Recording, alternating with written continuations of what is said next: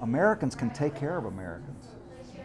But let me then speak to the jobs issue, and that's, you know, I said last night, we have a saying in the military that lead, follow, or get out of the way.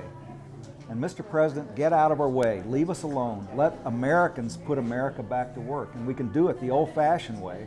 And we've got grit and determination and ingenuity. And as I travel around, I meet so many people who've got tremendous ideas to do things like increase fuel efficiency.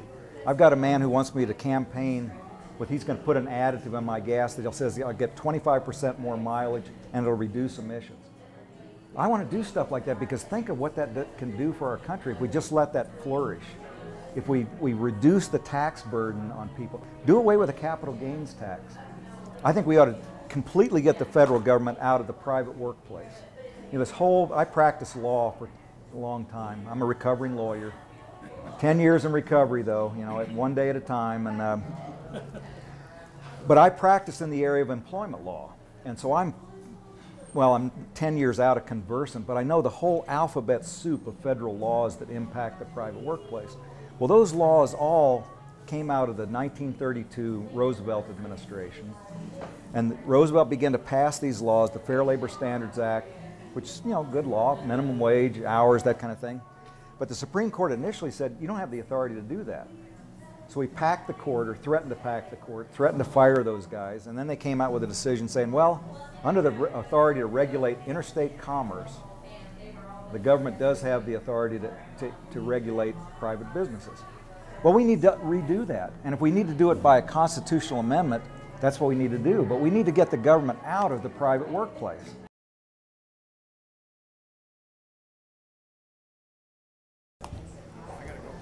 What a pleasure to meet you. And you bet, take a couple, give them to your friends. Tell them you met an old bald-headed guy who wants to take our country back. Tell them, pray for me. They're negotiating a deal where we'll give $100 billion to, quote, poor countries. Well, China is a, quote, poor country, but we're going to borrow that money from China to give it to China. Does that make any sense at all? So, I mean, what do we do when China comes with a pink slip? Well, in order to maintain the full faith and credit of the American dollar, we've got to pay them back. And you don't welsh on a debt like that in the international community.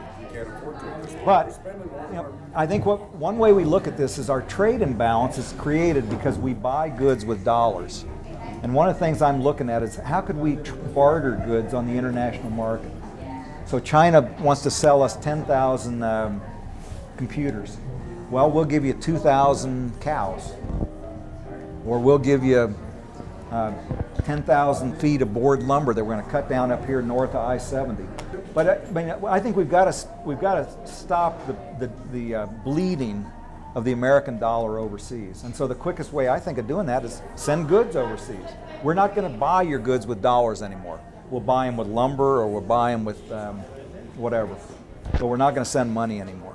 And we shouldn't be borrowing money at all from China. And the way we do that is stop spending money.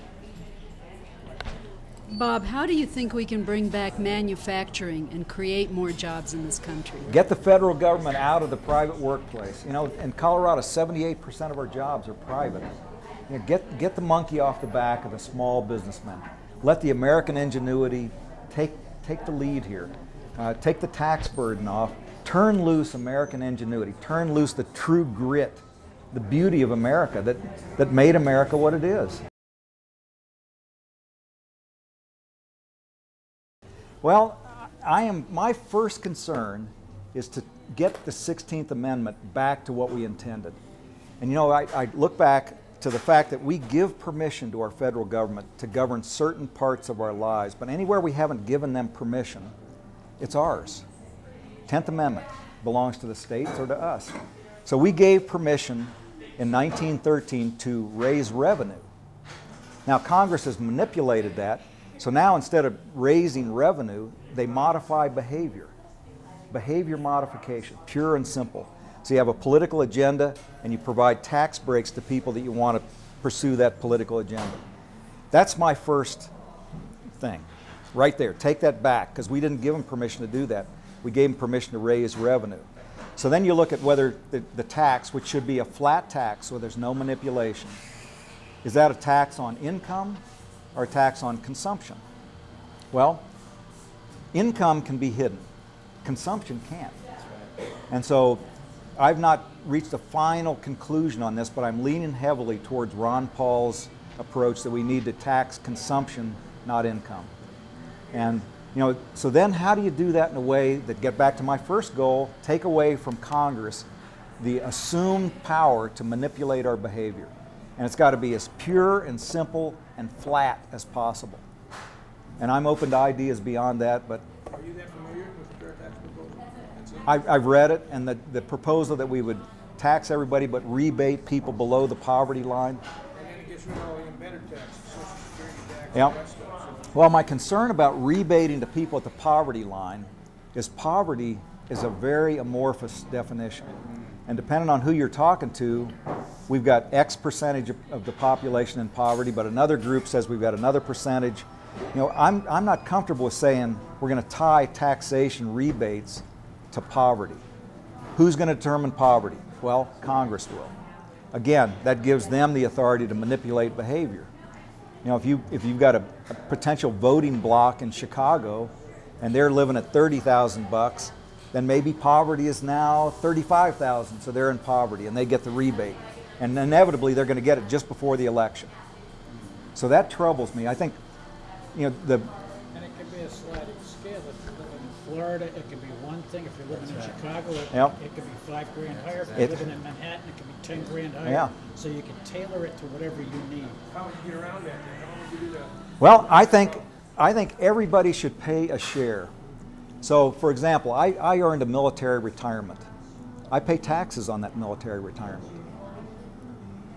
I think if we're going to give somebody an entitlement, they ought to recognize that they pay a tax on that entitlement. So, for example, if I don't get my goal of doing away with federal entitlements and totally, we've still got, for example, a food stamp program. We give a family 100 food stamps. 2 of those are taxed. Now that's hard-hearted, isn't it? Bob, you're a hard-hearted old man. But it tells people that there's a cost. It tells people that this is not a free lunch, that there is a cost associated with me taking my money and giving it to you, or you taking your money and giving it to him. And so everybody ought to pay a share of that. So that's the most troubling thing about the fair tax proposal, is this whole idea of rebating. That continues this dependence mentality. If we're going to rebate somebody $25,000, they become dependent on that.